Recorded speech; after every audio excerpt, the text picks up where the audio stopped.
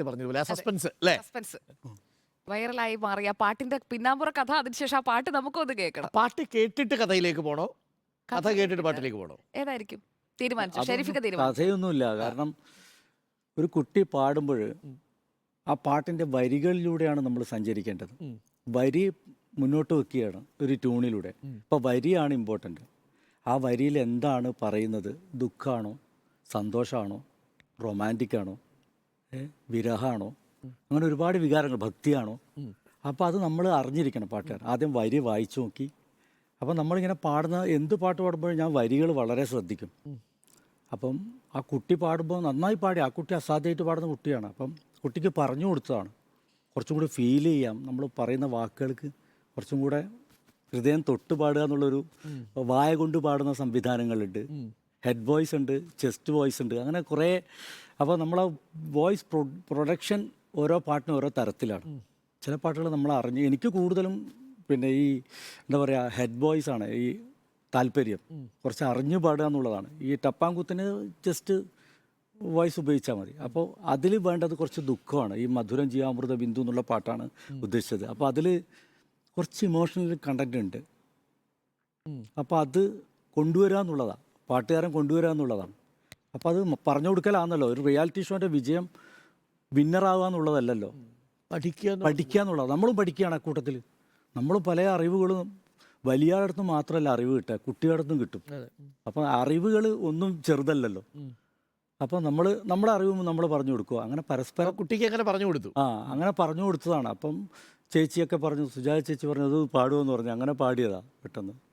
അപ്പോൾ പാടാനുള്ള സംവിധാനമൊന്നും ഇല്ലാത്ത സ്ഥലമാണ് നമ്മൾ ഇരിക്കുന്നിടത്ത്. പാടലല്ല, വിധികർത്താവാണ്. അപ്പോൾ അത് പാടുക എന്നുള്ളത് മൈക്കും, പാടാൻ പറ്റിയൊരു മൈക്കും കാര്യങ്ങളും ആയിരിക്കും. പെട്ടെന്ന് പാടുകയല്ല, അങ്ങനെ പാടി. അത് കുറച്ച് ആൾക്കാർക്ക് നന്നായും തോന്നിയതുകൊണ്ട് കുറേ അഭിപ്രായം പറയും. ഇനി ഇപ്പം ഏത് പരിപാടിക്ക് പോയാലും ആ പാട്ട് പാടുന്നു. എന്തായാലും പിന്നെ ഇവിടെ ആവാം. സംഭവം ഹിറ്റായി. അത് ഹിറ്റ് വൈറലായി ഈ കോവിഡ് കാലത്ത്. സൗഗന്ധികങ്ങളെ ഉണരു വീണ്ടുമെൻ മുഖമാം രാത്രിയിൽ പാർവണം പെയ്യുമേ ഏകാന്തയാമവീഥിയിൽ താന്തമാണെങ്കിലും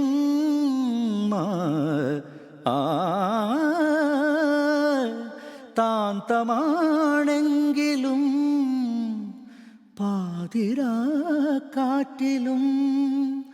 വാടാതെ നിൽക്കുമെൻ്റെ ദീപകം പാടുമീ സ്നേഹരൂപകം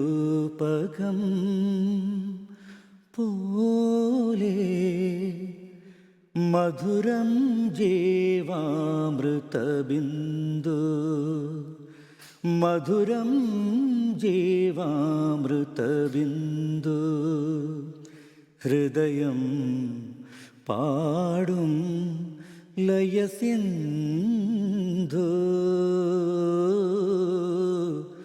മധുരം ജീവാമൃത ബിന്ദു.